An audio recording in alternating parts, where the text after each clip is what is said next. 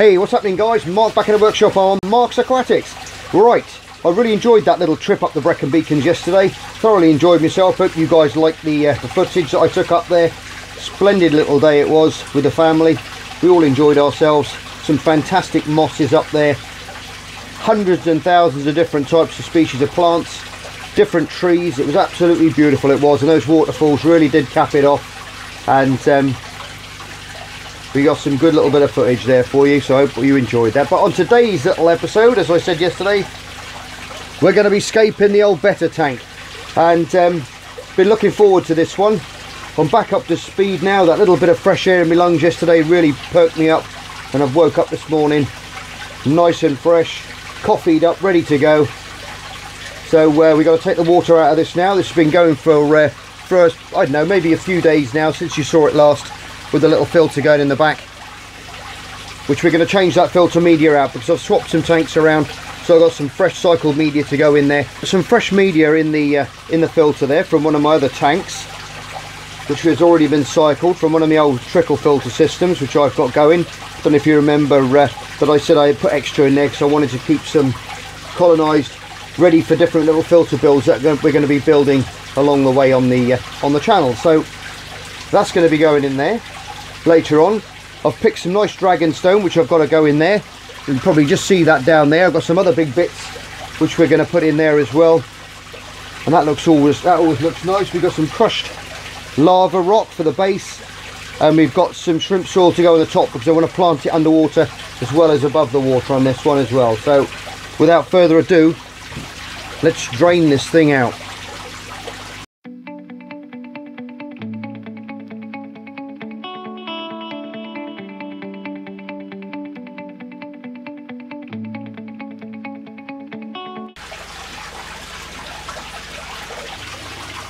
Right guys, I've been out and I've got myself a piece of old butyl liner from when I built the koi pond, and I've got a load of it left up in the garden. So I thought what we do is I'm going to put this at the back, and we're going to make like a little chamber at the back, which is going to come up, and we're going to have like a little pocket either side. And we're going to have some raised plants, and then the water's going to come up here, and then we can put some rock work in front, hold it all up, fill this with some earth, and we can have like marginal plants growing at the back, which is going to look really nice.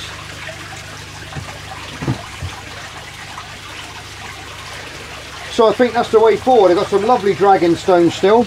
I've just cleaned all this up, got all the ground off of it. When you get it, you find these little pockets in amongst it are all full of earth, and just give it a light scrub over. Some of the pockets are quite handy really, because when you put little plants in amongst them, the roots will grow down in through the soil which is in those holes. I've got a screwdriver there. I tend to wash most of it off, but if you look at that, you see it's like a highly compacted earth which is in amongst it, and I think that's obviously how it gets its holes over time. But it's all in there, but I leave a lot of it on. It doesn't do any harm, just get the loose dust off, and like I said, the plants will grow in amongst that then, and they'll get their little roots into it.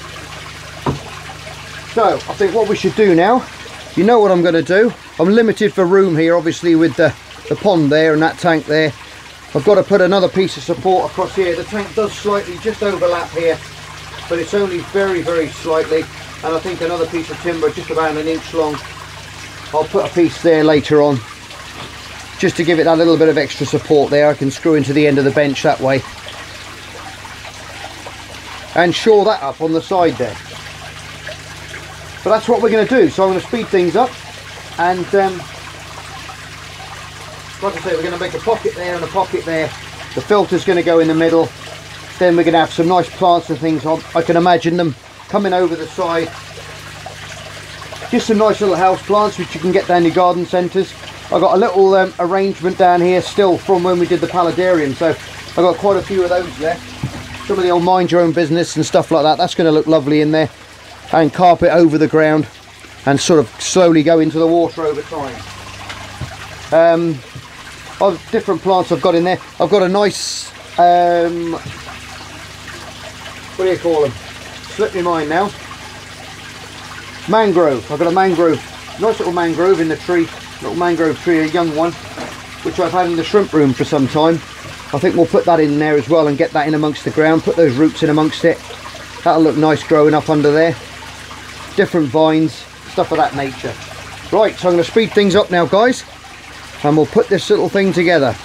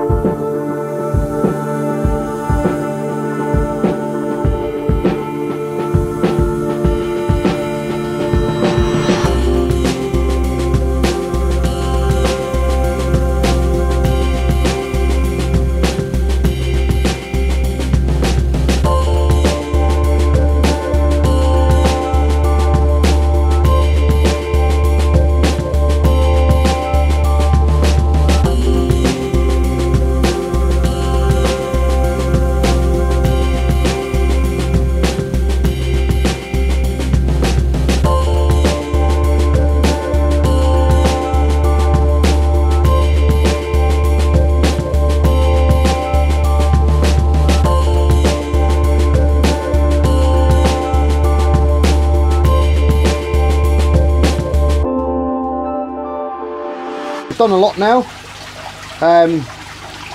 Whizzed through it with the old speedy footage there, planted it up. We put some spider plants in there. We've got a nice little mangrove there, little mangrove plant which I had in the shrimp room, which I planted into the soil, which is going to do really well. We created that pocket at the back now, so it's not going to let, it lets the water in as it goes in, but it won't let that soil come out, so it keeps it trapped in there. There's very few pinholes in there just to keep it a bit more fresher and not going off. The plants will soon absorb the nutrients and things that are coming in through the water anyway, but we're going to have it up to about this sort of level here, so it's going to be around the rocks, as you'll see when we fill it up. Now I've created, in the speedy footage there, you probably saw me messing about with things. Now what I've done is I've raised that pipe up there now. You can see a little hole there.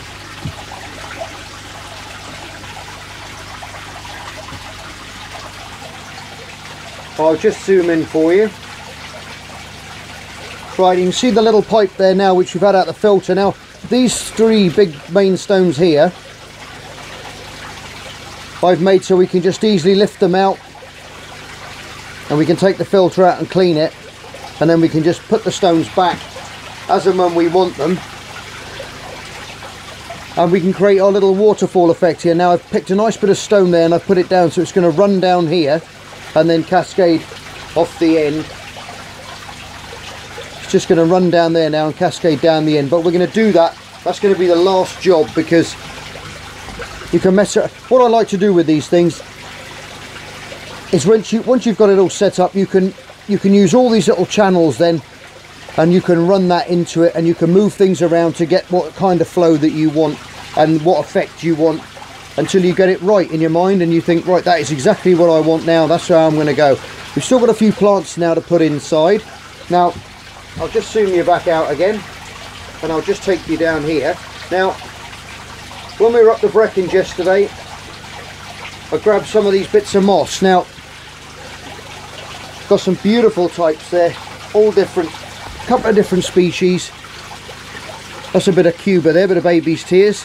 That's going to go in as well under the water, as are these dwarf sages as well, which we've taken from other tanks. We got some Java fern as well. I've got a nice clump of Java fern which I've split some of off of the shrimp hide, because that was growing like wildfire in there, so I've taken some of those out. Now this stuff will grow submerged and out the water at the same time, so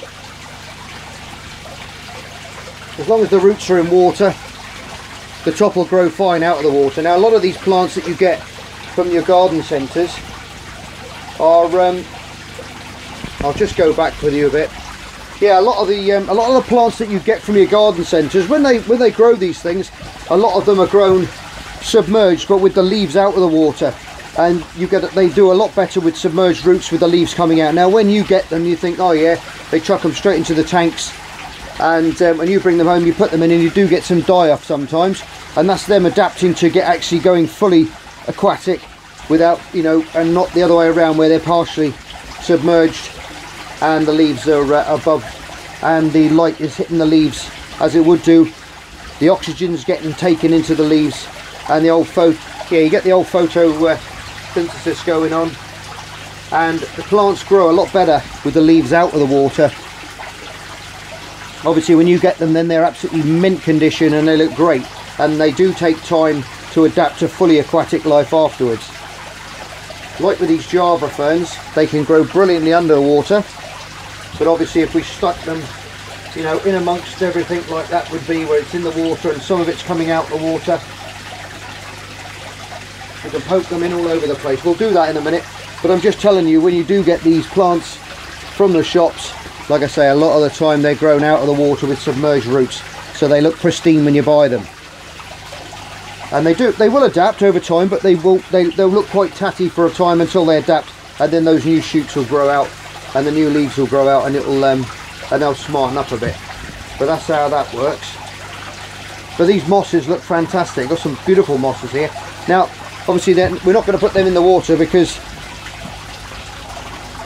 they're growing out of the water. Now with the little moss tank that was here, I've given it to a friend of mine to look after.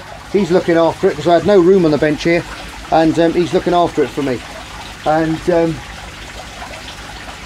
which is fantastic. So he's going to see how that goes. I will say with wild mosses, guys, looking back over time of doing that tank, it does grow, but it does grow, you're not going to get that bushiness, that thick, you know, like the Java moss in my bench tank. You're not going to get that effect with wild moss underwater. It does grow leggy, it does die off slowly over time. Within a month or a couple of months you'll find the majority underneath will die, but it will keep producing very long spindly little roots coming off and new shoots coming off, but it won't bush out thick, so it's never really going to look as nice under the water as it does above the water. So what we're going to do with this now, we've bought some of this from the Brecons, and I've kept it nice and damp, kept it in a polythene bag overnight to make sure it's all nice, and we're just going to basically just put some around, so a little bit around on the tree roots as well, touch it on that old tree root there, and in time hopefully with those damp conditions, this is going to start to creep up for this little dead tree here, hopefully the one that that I showed you the other day. But what I've got to do first, guys, is get the plants in underneath. We can plant those in, and then what I'm going to do is I'm going to cover all this. Once everything's in, I'm mainly using the volcanic material here just as a media for the growing, because it's stuffed with minerals and all that kind of stuff, so the roots are going to feed off that, and obviously we're going to be feeding the tank as well to keep the plants healthy. But I'm going to cover that afterwards when everything's planted in with some sand. I think we're going to go for a nice light sand to cover in and fill in all in amongst it, and and it'll look quite nice, I think, with that little cascade coming over the front there, just like that little waterfall we saw up in the Brecons yesterday. If you didn't see that video, pop back and see it. I put that one up yesterday, called the Brecons Beacons video. Stunning place, and it gave me a lot of inspiration up there about what, you know, what I wanted to do with this tank. So I think the next plan is get the old tweezers out. Like I said, these plants will grow. These little sages are going to grow well, so we can take a couple of those, we can just poke those in at the back, and in time they'll grow up, because that is going to get quite sodden at the back there. And the old spider plant in there as well. I've had those in tanks before. I know people say they don't do well, you know, when the roots are quite wet, but I've had no problem with them at all. I mean, I've got one in the paludarium upstairs which is growing crazy, and that's doing really well. I've got the pothos plants in there as well, 2 different types of pothos. The variegated one at the back, which we're going to train, and that can grow up the side of the shed as it grows and matures out. We've got some anubias in here as well. 3 of those guys, 3 or 4 of those. The Java fern, can't remember the name of this one, but I had a couple of these spare which we put in Vlad's tank a week or so ago, but that's going to grow out the water as well. That's an aquatic plant, but we'll see how that one does growing out the water. There's a couple of leaves which are burnt. That's what I mean by, as that's been in the tank, you see the way that has died off?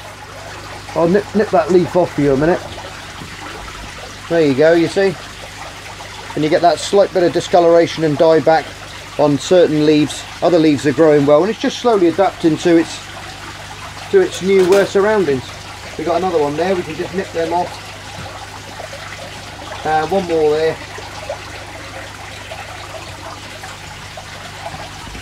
And we'll see how the new growth comes out, which is going to be interesting. Like I say again, anubias will grow in the water or out the water. As long as the roots are submerged, it'll do well. Some of these Javas we're going to put in the back, just for a bit of height at the back, I think. And we'll see how these guys do. I've grown them out of the water before.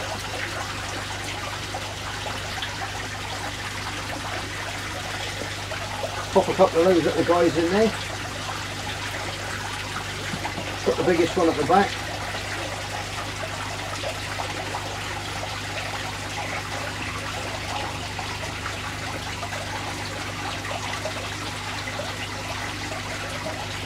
There you go. And we can make a right little jungle up in the back there now. It'll look like my new intro, which I quite like. I know some of you guys like the older one, but I quite enjoyed making that new one. It was quite interesting to do, and quite enjoyed doing that one. But I've got the old one at the end, so if you need an old intro, wait till the end of the video and I'll put it at the end so you guys can have a look at it there as well. If you're missing it, just snip off a few of these and just push these in amongst the mud. Now the ground I've used, it's some peat which I've had outside, and I've left it in a bucket of water for quite some time, so it's very, very sodden, very wet.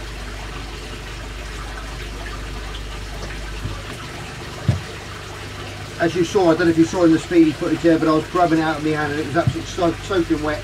I had it in some old tank water, we cleaned it through, rinsed a bit of it through, just to make sure we had no nasties in there. But I've done all these things before, and I've never had any problems with that at all. So now what we've got left, I think we'll put a little bit of this Java fern under the ground there, under our little substrate. And now we're going to stick some of these little dwarf sages in amongst this lot as well. They're lovely little plants, rooted really well. I've had all these in the shrimp room growing. That's where I keep most of my stuff, and I just keep growing things out. And any long roots, guys, Nip them off with a pair of scissors if they're too long.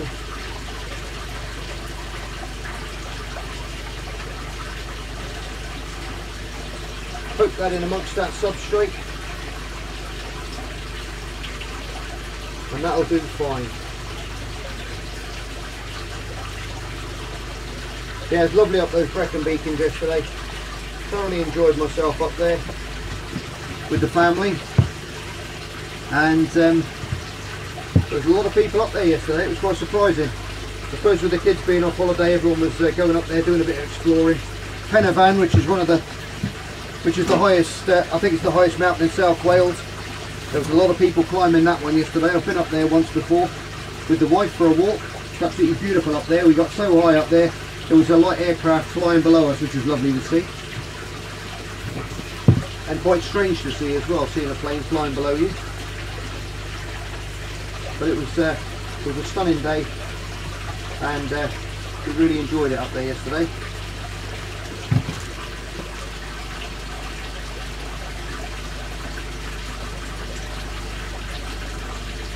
Now this volcanic rock, as I said before, tons of minerals and stuff in amongst it. So it's going to keep these plants growing well. We'll be feeding off of those nutrients for months to come, and then later on we can always chuck in a few root tabs to keep it fertilised and to keep it all going later on as the nutrients get used up.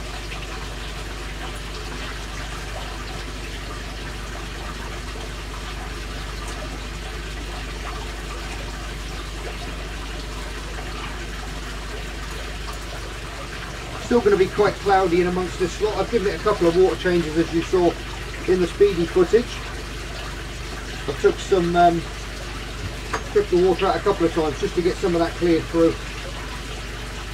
Some of it was aged media I already had, so it's biologically a lot better.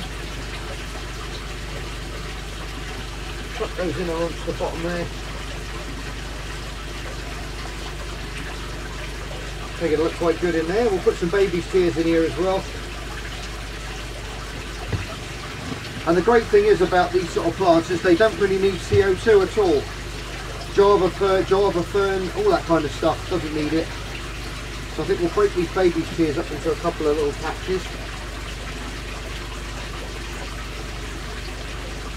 And we'll just bury a couple of bits in there as well. Just rattle them in amongst the rocks. These tweezers take some getting used to. I use my hands when I can. I don't worry about all this finicky stuff and poking in plants. When they're little small plants, I'll poke them down, but you can use your hands. It's a lot easier. Half the time you push a plant in, you pull the thing out and it pulls it out again. If you've tried planting with tweezers, you probably come across that yourself and end up using your hands. Now a lot of the things that I've planted in here are going to creep and move around, like the mind your own business here. We've got two different types in there.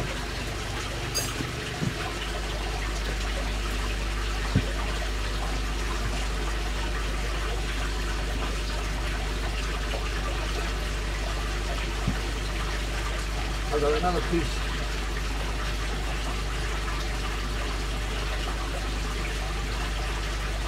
Which I'm going to put that side, I think, and mix things up a bit. Always keep one of the old water bottles as well, guys. Keep one of those handy so you can spray everything in and water it back in as you're going. I use tank water out of the shrimp room. I just fill it up out the tank, and the old RO system fills it back up again, and slowly dilutes those minerals a little bit as well as that TDS raises. That's starting to look nice now. I think our little Betta's going to love it in here. A few of you said about a lid as well. And what I'm going to do is I'm going to cut a nice little lid that's going to go around, some funky shape just to go around on there. You'll find with Betta, the reason why they jump, one of the reasons, is the water quality ain't good. And if there's any ammonia in the water, you're going to they're going to try and leap out. Sometimes they might jump for a little insect as well. And being next to my koi pond, we get a lot of mosquito larvae and black fly in in the summer. It's very, very quiet at the moment, but you'll have a field day in here when they start going in, trying to lay their eggs and what have you. You'll be taking them out. So that's going to feed him partially for nothing, and that'll keep that. One of the things with Betta, you'll find they get bloat easy, and that's people feeding them this pellet food constantly all the time, and they're not getting enough fibre in their diet. And in the wild they get a lot of the fibre through these shells, out of the insects that they're eating and things of that nature, and it makes them, and obviously otherwise they get bunged up and they can't go to the toilet and they get bloated out. So if you've noticed your Bettas are looking a bit bloated, give them some fibre, feed them some insects, go to the shop, you can buy fruit flies, stuff of that nature, which is really really good for them. You can't beat the old fruit flies. When I was breeding dark frogs, that's what I used to use all the time. They're flightless as well. They breed them without wings or stumped wings, so they can't actually fly. And I had them running all around the house, and I got into right trouble with the wife with these fruit flies legging it all over the house. I was not flavour of the month. So we can put some of this moss as well. Tuck that in under that branch, I think. Just put a little bit of that there. And hopefully it'll grow. Now I've kept a little bit of the moss, the substrate under the moss as well. As you see, that bit nicely fits in that corner there. I'll give you a good old close-up of this, guys, later on. Don't worry when I've done it all. But I'm just trying to keep a wider frame for you to see, just for the time being. And we're going to keep these out of the water, but obviously keep them sprayed. Once that's squashed into those little holes there, it'll stick to the rock over time, and then we can just keep spraying it all the time. And obviously with the rocks being porous in the water, that capillary action sucks up through the stonework anyway, believe it or not, and it will feed the plants that are on it. So put that little guy in there, that's going to be by the water. It's going to be running down, so that's going to keep that one quite moist there as well. But I think that's going to do it. I think that looks it looks nice so far. Everything's going to take time to move around and to settle in, as these things do. I can just take you around now and I'll show you a little bit closer what we've got so far. So we've got the cascade there, the water pipe there. Now that's going to trickle down hopefully over there. That's a 400 litre an hour pump, that is, going through the filter. And all we've got to do now is move.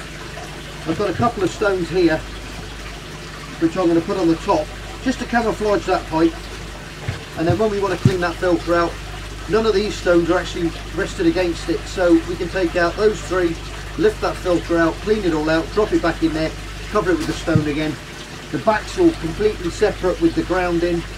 That's going to be growing lovely in there. Everything should be nice and healthy in a couple of weeks' time and rooting in nicely. I've got a heater in behind there as well, so that plant there is just where its roots into the water for the time being, but the heater is pushed down behind there next to the filter at the back, so that's easily taken out sideways as well on an angle if we ever get any problems there.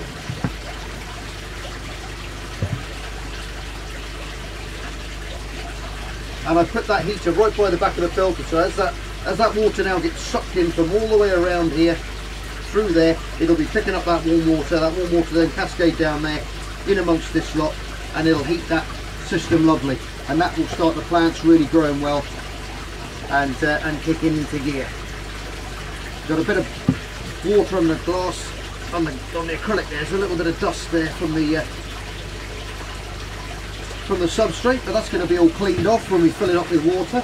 We'll have to give it a couple of water changes, I would have thought, just to get it clear, and we'll get it all running. So what I'm going to do now is fill it up with water again. We'll get it running, and then we'll get that waterfall going. Sorry if I was a little bit distant there for a minute. That's a bit better. Yeah, that's what I was going to say. We'll get the waterfall going now. We'll put the stones on top, get it how we want it, and then we can drain it down again, refill it again with dechlorinated water, and then we can take a look at it and see what it looks like.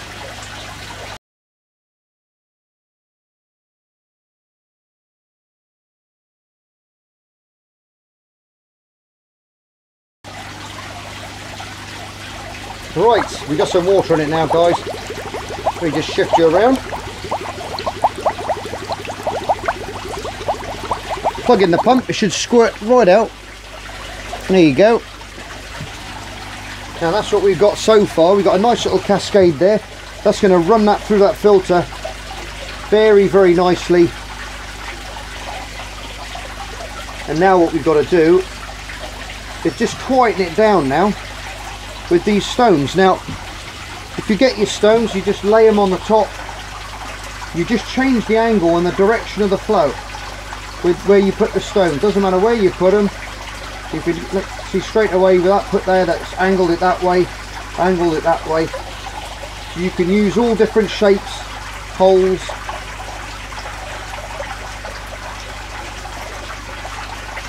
Angle things together like that would be. And it only takes the smallest little stone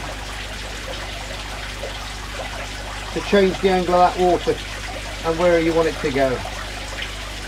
Which is what I like, because you can change it.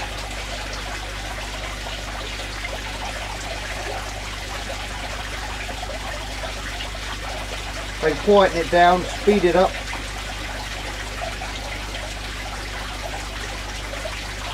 See, already there we've got a nice little cascade now coming through the middle, running down the rock. There you go. That looks quite nice like that. You can't see it anymore. It just looks like it's just been running through the rock work, and you can just keep placing little bits of stone in the way. If you haven't got little bits of stone, just give a bigger piece a smack with a hammer or something. Wrap it in a tea towel or something old, and then get all the bits, wash them off, and then put them back as and where you want them to go. Yeah, that's looking quite funky so far. I'm quite happy the way that's going. Love it where you've got all the plants in the back, and I've got ivy in the back there. There's all kinds of plants in the back there which are all going to feed off the nutrients in the water with those holes to let it go in. As you can see, we've clouded up a little bit again, but that's not to worry.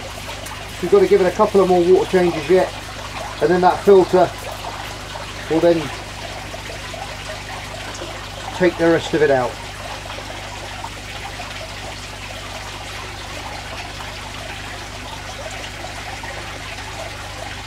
Chuck that one somewhere. Where can I put that one? There's always somewhere, you can always find room somewhere.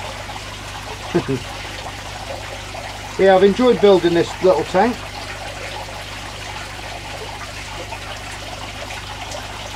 That stone will go up there you go. But that looks quite nice, that does. It looks very similar to what we were looking at yesterday up in the Brecons.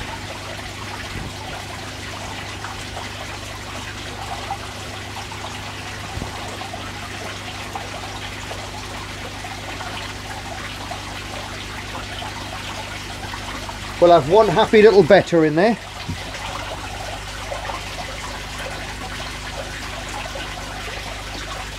It's a good time now to just rinse your hand around inside and just get rid of some of that very fine dust that sticks to the front of the tank. Give it a good old swirl about, and then we can siphon it all out. It's clearing up quite nicely already. As quick as that. That's such a fine sponge in there. Not ultra fine, but I'd say a medium coarse.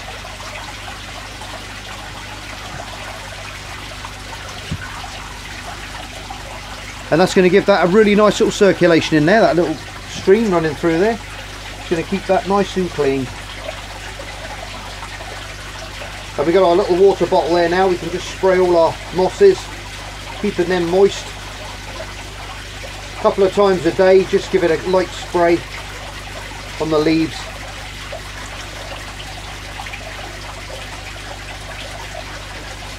Obviously I haven't taken up to full height yet, but I don't think I'll take it much higher than that. Probably take it up to about there, I think. Maybe another inch of water in there, and that should just do it. Just so we can take that tip just under the water, I think, and that will make less of a splash. Because we want it to be quite still, because Betta likes still ponds.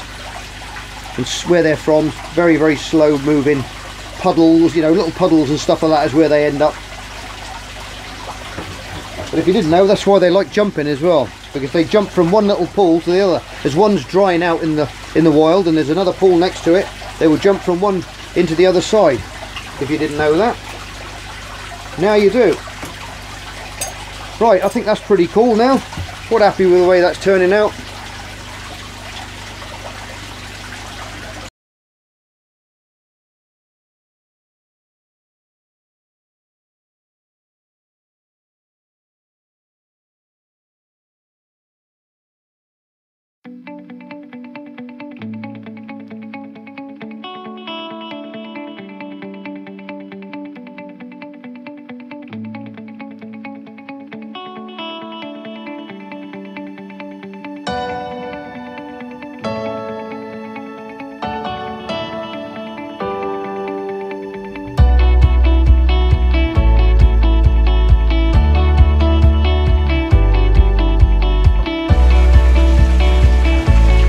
Okay guys, it's all finished. Full of the water, not that clear at the moment, but that's to be expected. Bit of dust particles still in the water, but that'll clear up within the next few hours. But I've got to get this video out for you guys tonight, so we can always do a recap on that and revisit this guy in the next couple of days on Wednesday, and we do next Wednesday's video, and you can see how it's shaping up then. Really enjoyed putting this one together.